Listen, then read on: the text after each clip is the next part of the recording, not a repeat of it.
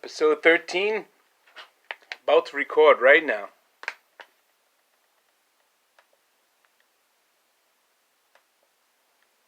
Hey everybody, how you doing? Welcome back to another episode of Independent Artist. I'm Nick Albanese. I'm recording this on Anchor.fm.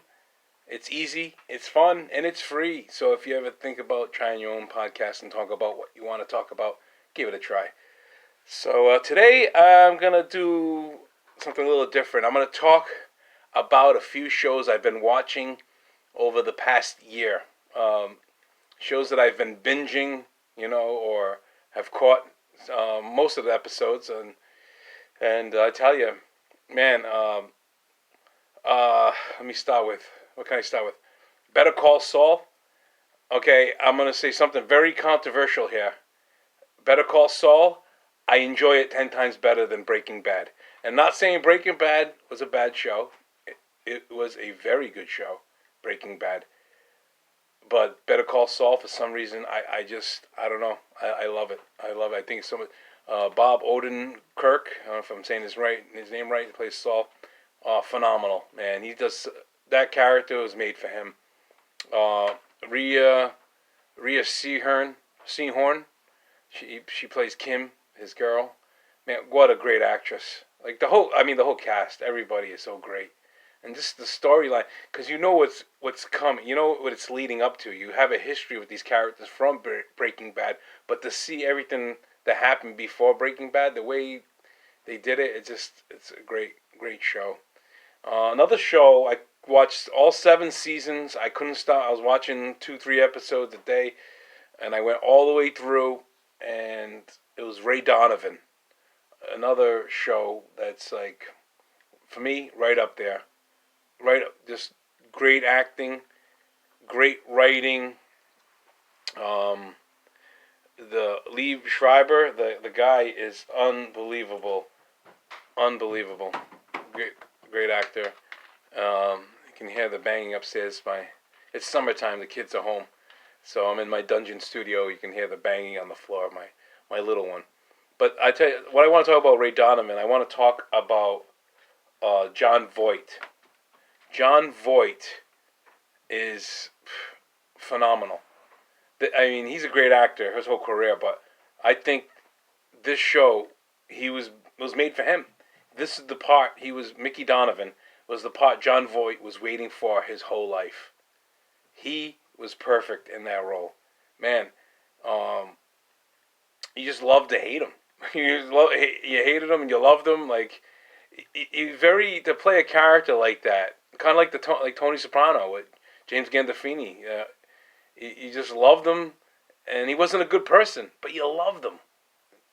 That's like such a talent for the actor to get that off the script and portray that and show that.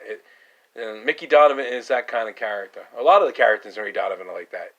They're not good guys, And then Barry is another show I watched all 3 seasons. If you saw Barry on HBO, Ray Donovan's a Showtime series, by the way, and Better Call Saul is AMC, I believe. Barry, HBO show, Bill Hader, great. Another guy, not a good guy, very conflicted character, but you enjoy watching him. But you know what? Just like Jon Voight, there's an actor in that show that everybody knows is the Fonzarelli, Henry Winkler. I'm telling you, great actor, talented guy, but he waited his whole career for this role as the acting teacher in Barry. Man, Henry Winkler is like fascinating to watch in this role. He's unbelievable. Check it out if you can check it out. He's so good, so good. I'm just letting you know, like, the new stuff I've been watching, the stuff that really is inspiring me lately. You can hear the sink running now, my kids.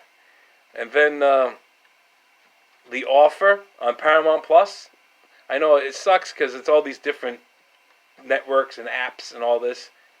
The Offer on Paramount Plus. If you are a fan of The Godfather, and if you are a filmmaker, an actor, a writer, anything to do with the business, and if you're both, somebody in the business and a huge fan of Godfather, you have to watch The Offer.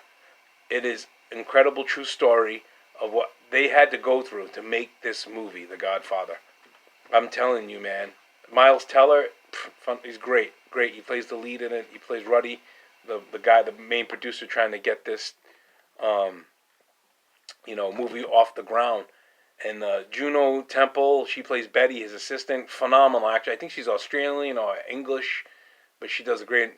They do a great American accents, the English and the Australians, and she is phenomenal. Great lead role for a woman. And but my favorite, I tell you, out of the Offer, my favorite this actor. I think he's English. Is Matthew Goody. It's Goode Good. He plays Robert Evans, the guy head of Paramount. And I tell you, this guy knocks it out of the park. He looks like him, but his voice, he's got the voice down and the mannerisms. The guy, brilliant, brilliant.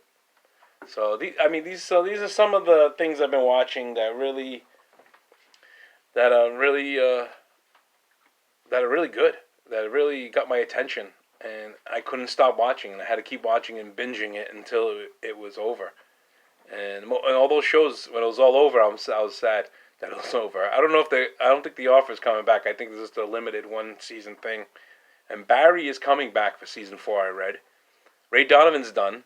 But the beautiful thing about Ray Donovan, there's 7 seasons, but then they did a Ray Donovan film at the end, and this film wraps up all 7 seasons.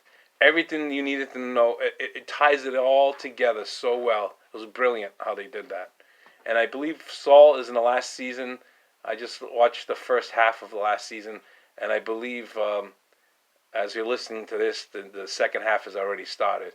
And that's going to be all over. It's the final season for Better Call Saul. And a couple honorable mentions, like Godfather of Harlem. I think it was like 2 seasons. I watched that. I don't know if they're coming back. That was really well done, too. Forrest Whitaker, phenomenal job in that.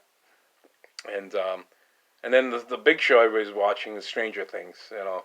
I really enjoyed Stranger Things, being an 80s kid. It really brought back those times for me, and the music and everything else. Definitely brought back Kate Bush's career. I mean, I don't think her career went anywhere. She's pretty big in Europe, but it really revived that song and made her some money again off that song that's like been out for 30 years. And all of a sudden it's like #1 on all the charts.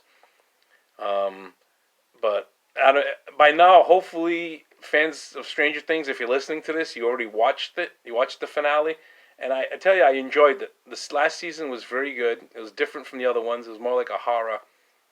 But I was disappointed with the end. To tell you the truth, I'm not going to lie. It was like a 2.5-hour finale episode. And I didn't find it that great. I didn't like the way they ended it. It was kind of way too long. It dragged out. It got boring at points for me. I'm being honest. They could have done a shorter and sweeter ending to that. I don't know. They ended it like that because they're gonna bring it back. I hope not, because if they bring it back and it's gonna drag out like that another season, they're gonna lose me. That's for sure. And believe me, I love the show. The actors are great. The writing was great. Everything was great about it. But that last, I can't be alone on this. That last episode really kind of disappointing. But no, those are some things I've been watching. If you haven't seen any of those, check them out. I do highly recommend Ray Donovan if you're into he's like a Hollywood fixer. It's kind of a gangster kind of thing, but it's a lot complicated than that. And then Barry is hilarious because he's like a hitman that wants to be an actor. And The Offer, like I said, if you love The Godfather and you love show business, that show was really well done. But those are some of my recent favorite shows that I've been watching. And maybe you'll check them out. And maybe you won't. Maybe you don't give a crap. But thanks for listening. And we'll see you next week here on Independent Artist. I'm Nick Albanese. And take care. God bless. Ciao. Ciao.